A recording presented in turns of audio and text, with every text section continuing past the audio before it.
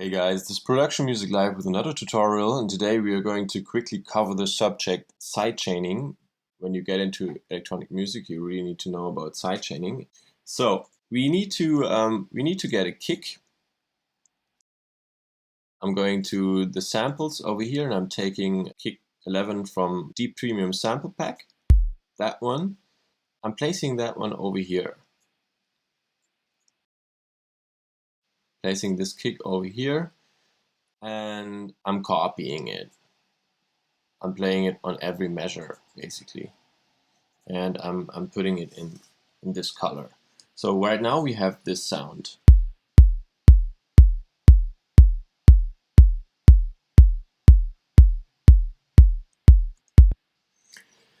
The next sample I'm going to use is a tom. Which one am I using over here? Tom 11. So I'm using that one and I'm pitching it down. Let's do that again. If I use this tom sample over here, I drag it that long and I pitch it down 3 semitones. So just to match the pad that I'm going to play later. And I'm going to give it this color.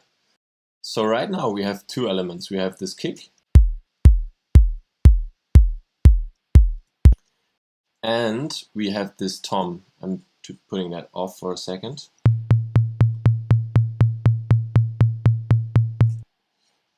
And if we play them together now,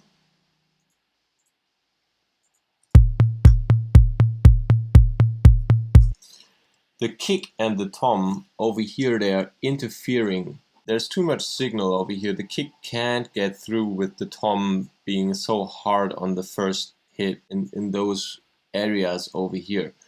So we kind of want to trigger the signal of the kick, because the kick signals are really important in dance music. We want to trigger that signal and put it into the sidechaining compressor over here. So we select a compressor over here, we try to give it a pumping effect, and I'm doing that from scratch now. And we open it up and we select sidechain, audio from kick track number 1, plug it in, and now we have the ratio over here and the threshold. If I put the ratio on 1, nothing will happen. If I put it on 2, for example, or any other value above 1, and I drag down the threshold a little bit, things are going to start moving.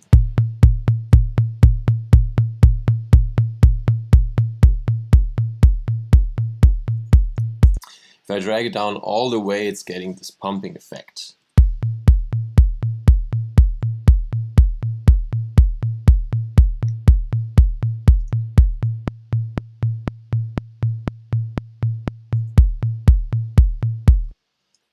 That's the basic principle of sidechaining. Whenever we are playing our sidechaining trigger, we are ducking the signal of the tom track over here. So that would be really basic sidechaining. Sometimes I'm using sidechaining in tutorials and tracks where I have this kind of ghost sidechaining track, where I have the sidechaining track basically off, but if you put it off, it will still trigger the signal.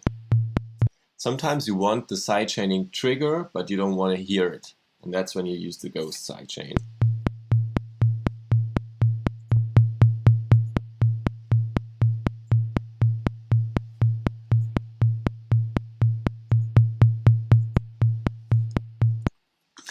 Now, you could also try to shape the trigger a little bit, because sometimes if you have really long kicks, like that kick over here is not too long, but sometimes kicks have a longer tail, and then the sidechaining trigger gets messed up a little.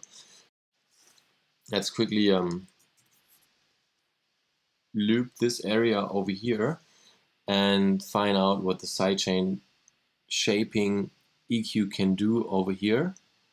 Put it on, and I have it on high pass right now, or low cut. High pass, low cut, the same thing. You could also use shelves and bells and band pass and low pass filters. But a high pass filter makes sense in that case, because I want to kind of use just a high frequent snap of the kick over here in the beginning as trigger and leave out everything else. So I'm putting it on pre-listening here, and now I should hear the trigger. And over here I can adjust the frequencies of that filter.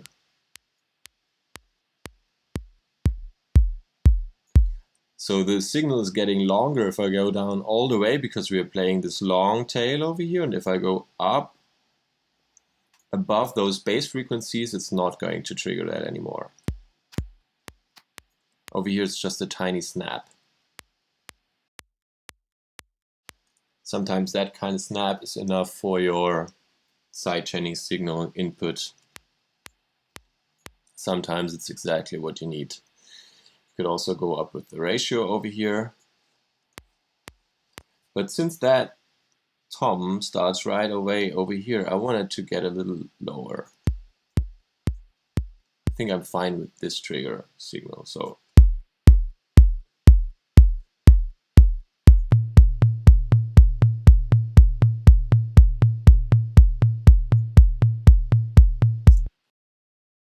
you could do that also with other tracks, not bass, with like bass tracks, or well, with bass it's very usual actually. We are using that tom basically as bass over here. You could also do it with a pad, for example.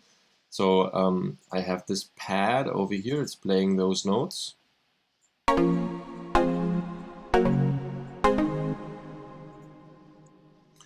And it's a massive instance of massive. It's playing one of our presets for, I think, Tropical House or something. We have several preset packs, and we are playing the super nice pad, this one over here.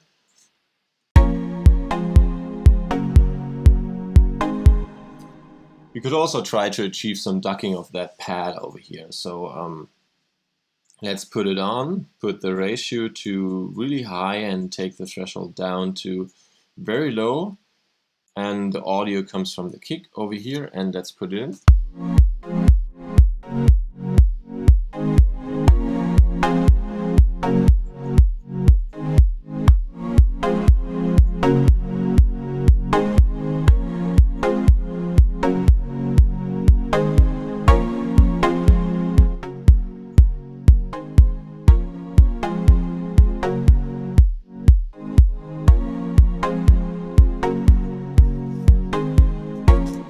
So you see, if you drag down the threshold, you can shape how late you want your signal to come back in. And you can also adjust the release time for that.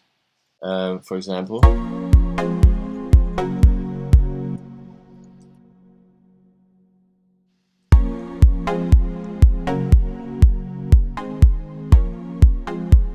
see, if I put up the release time, it's taking the signal longer to come back and go back out of the gain reduction. If I put it shorter, it takes less time. Put it really short, it will hit right back up.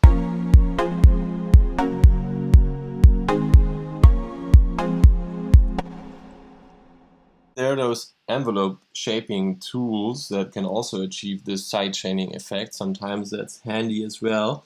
If you have the LFO tool, for example, by Steve Duda, you could use that as well for shaping a sidechain. So let's put that on the tom over here, and I already selected a sidechaining preset number 4 of the sidechains, and you see this shape over here. It's basically cutting out, well, every measure of a bar is cutting out the first part and it's getting in the latter part. So let's put this on solo.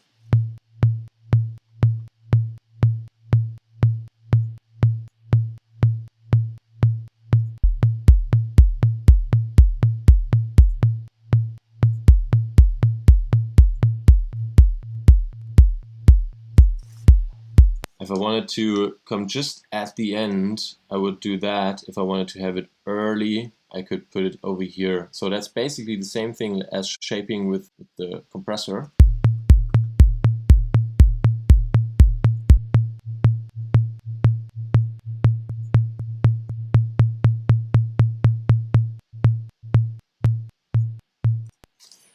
There are several ways of achieving that, but those are the basics of sidechaining. We are going to use sidechaining heavily in our tutorials on this channel. If you like those drum samples, you can check out our deep premium drum sample pack.